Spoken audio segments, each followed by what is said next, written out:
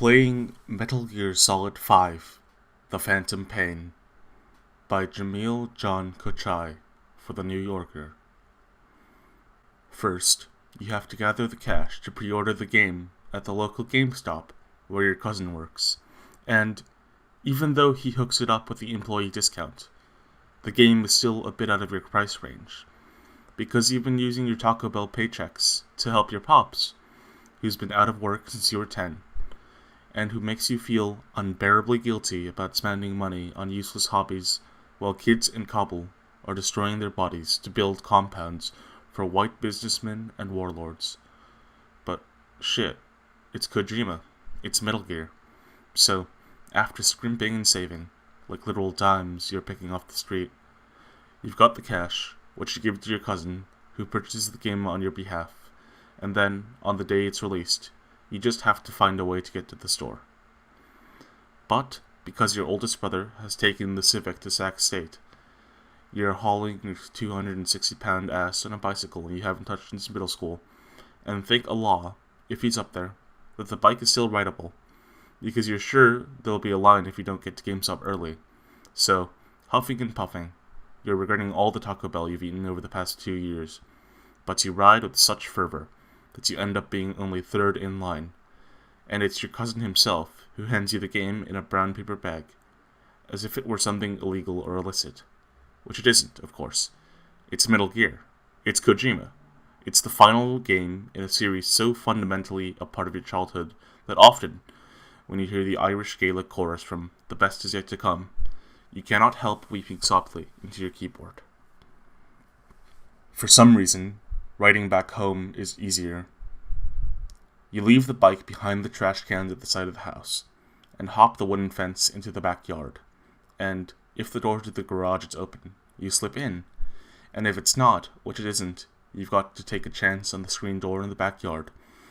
But, lo and behold, your father is ankle deep in the dirt, hunched over, yanking at weeds with his bare hands, the way he used to as a farmer in Logor, before war and famine forced him to flee to the western coast of the American Empire, where he labored for many years until it broke his body for good. And even though his doctor has forbidden him to work in the yard, owing to the torn nerves on his neck and spine, which you know from your mother, or for his damage when he was tortured by Russians shortly after the murder of his younger brother, Watak, during the Soviet War, he is out here clawing at the earth and its spoils, as if he were digging for treasure or his own grave.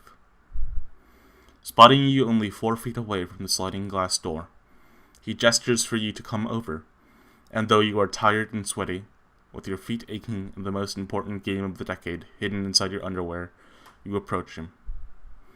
He signals for you to crouch down beside him. Then he runs his dirty fingers through his hair, until flakes of his scalp fall into his shoulders and his beard. This isn't good. When your father runs his hands through his hair, it is because he has forgotten his terrible, flaking dandruff, which he forgets only during times of severe emotional or physical distress, which means that he is about to tell you a story that is either upsetting or horrifying or both, which isn't fair because you are a son and not a therapist. Your father is a dark, sturdy man, and so unlike you that, as a child, you were sure that one day Hagrid would come to your door and inform you of your status as mudblood, and then your true life, the life without the weight of your father's history, pain, guilt, hopelessness, helplessness, judgment, and shame, would begin. Your father asks you where you were. The library. You have to study? You tell him you do, which isn't technically a lie. All right, he says in English, because he has given up on speaking to you in Pashto. But after you finish, come back down. I have something I need to talk to you about. Hurry. When you get to your room, you lock the door and turn up MF Doom on your portable speaker to ward off mothers, fathers, grandmothers, sisters, and brothers who want to harp at you about prayer, the Quran, Pashto, Farsi, a new job, new classes, exercise, basketball, jogging, talking, guests, chores, homework help, bathroom help, family time, because usually, mad villainy does the trick.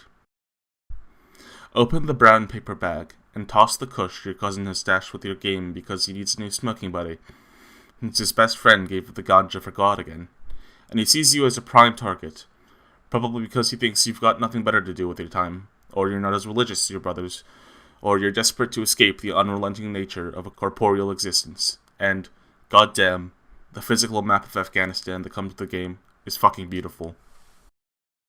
Not that you're a patriot, or a nationalist, or one of those Afghans who walk around in a pakol and kameez and play the tabla, and claim that their favorite singer is Ahmad Zahir, but the fact that 1980s Afghanistan is the final setting of the most legendary and artistically significant gaming franchise in the history of time made you all the more excited to get your hands on it, especially since you've been shooting at Afghans in your games, Call of Duty and Battlefield and Splinter Cell, for so long that you've become oddly immune to the self-loathing you felt when you were first massacring wave after wave of militant fighters who looked just like your father.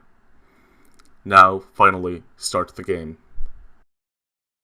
After you escape from the hospital where Big Boss was recovering from the explosion he barely survived in the prequel to Phantom Pain, you and Revolver Ocelot travel to the brutal scenes of northern Kabul province. Its rocky cliffs, its dirt roads, and its sunlight bleeding off into the dark mountains, just the way you remember from all those years ago, when you visited Kabul as a child. And though your initial mission is to locate and extract Kazuhira Miller, the Phantom Pain is the first Metal Gear Solid game to be set in a radically open-world environment, and you decide to postpone the rescue of Kazuhira Miller until after you get some Soviet blood on your hands, a feat you accomplish promptly by locating and massacring an entire base of Russian combatants. Your father, didn't kill a single Russian during his years as a mujahideen in Logar, but there is something in the act of slaughtering these Soviet NPCs that makes you feel connected to him and his history of warfare.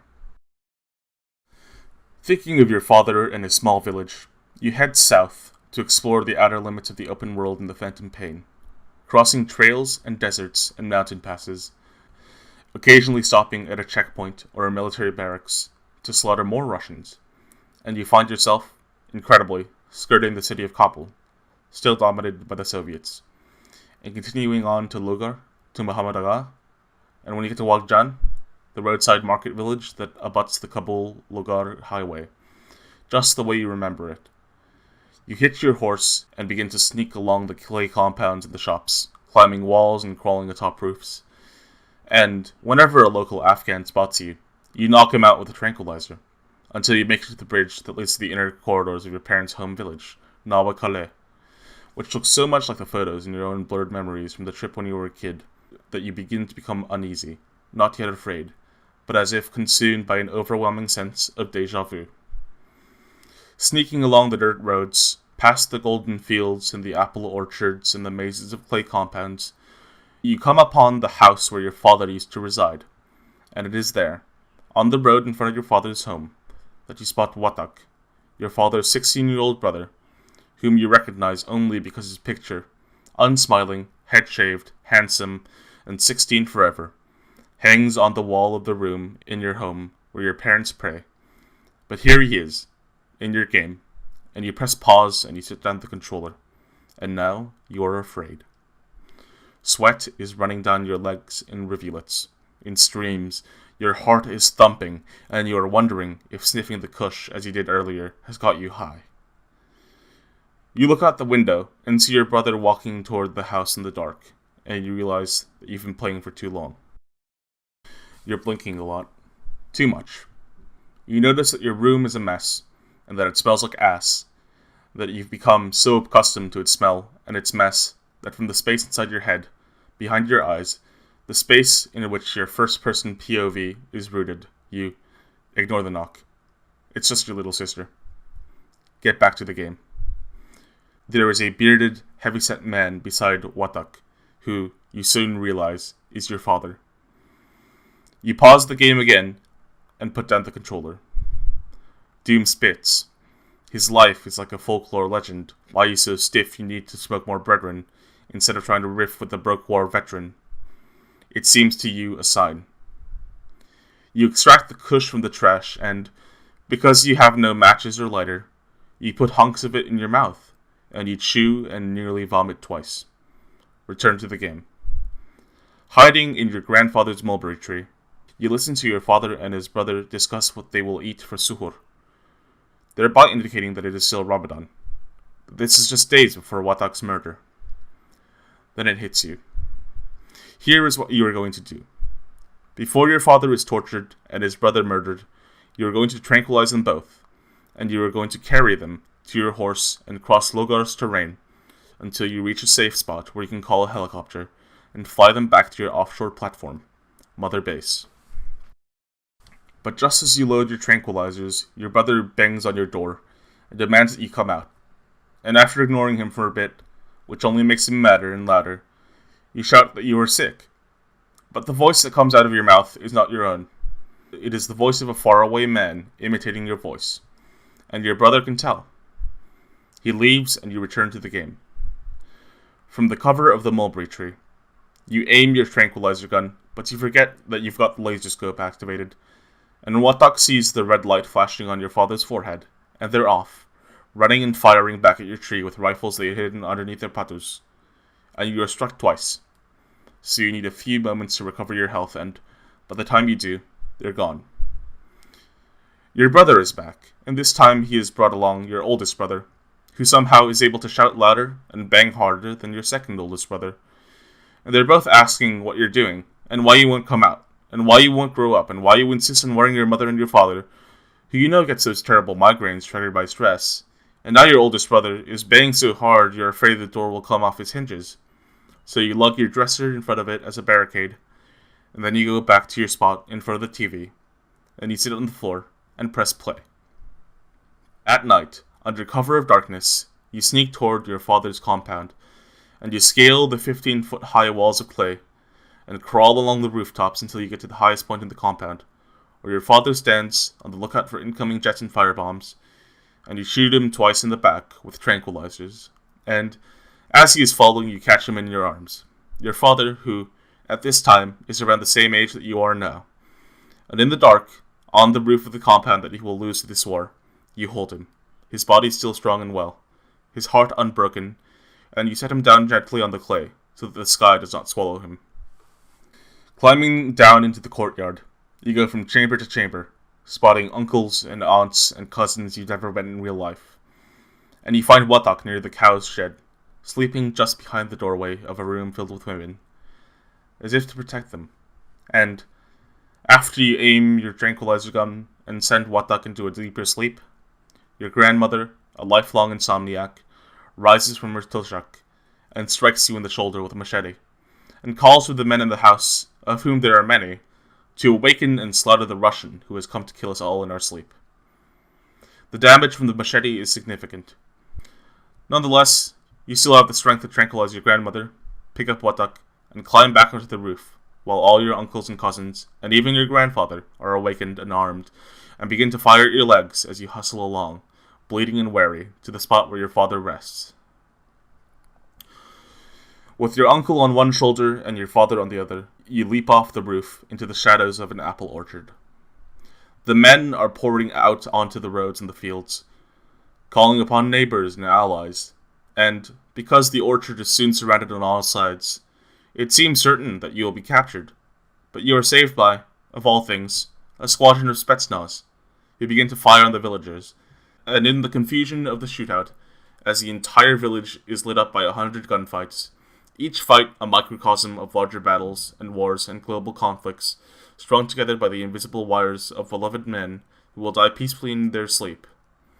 You make your way out of the orchard, passing trails and streams, and rivers and mulberry trees, until you reach your horse and ride out of Wagjan, toward an extraction point in the nearby Black Mountains. But now, at the door, is your father. "Zoya," he is saying, very gently, the way he used to say it when you were a kid, when you were in Logar, when you got the flu, when the pills and the IV and the home remedies weren't working, when there was nothing to do but wait for the aching to ebb. And your father was there, maybe in the orchard, maybe on the veranda, and he was holding you in his lap, running his fingers through your hair, and saying your name the way he is saying it now, as if it were almost a question. "Zoya," he says, and when you do not reply, nothing else. Keep going. Russians chase you on the ground and in the air. They fire and you are struck once, twice, 3 or 4 times, and there are so many Russians, but your horse is quick and nimble, and manages the terrain better than their trucks can. and you make it to the extraction point, in a hollow of the Black Mountains, with enough time to summon the helicopter and to set up a perimeter of mines, and you hide your father and his brother at the mouth of a cave, behind a large boulder the shape of a believer in prostration, where you lie prone with a sniper rifle and begin to pick off Russian paratroopers in the distance. And you fire at the engines of the trucks and ignore the tanks, which will reach you last, and it is mere moments before your helicopter will arrive, and just as you think you're going to make it, your horse is slaughtered in a flurry of gunfire, and your pilot is struck by a single bullet from a lone rifleman, and the helicopter falls to the earth and bursts into flames, killing many Russians, and giving you just enough time to rush into the cave, into the heart of the Black Mountains. With your father on one shoulder and your uncle on the other, and with the lights of the Soviet gunfire dying away at the outer edges of your vision, you trudge deeper into the darkness of the cave. And though you cannot be sure that your father and his brother are still alive, that they haven't been shot in the chaos, that they are not now corpses, you feel compelled to keep moving into a darkness so complete that your reflection becomes visible on the screen of the television in front of you. And it is as if the figures in the image were journeying beside you, delving into your flesh. To be saved.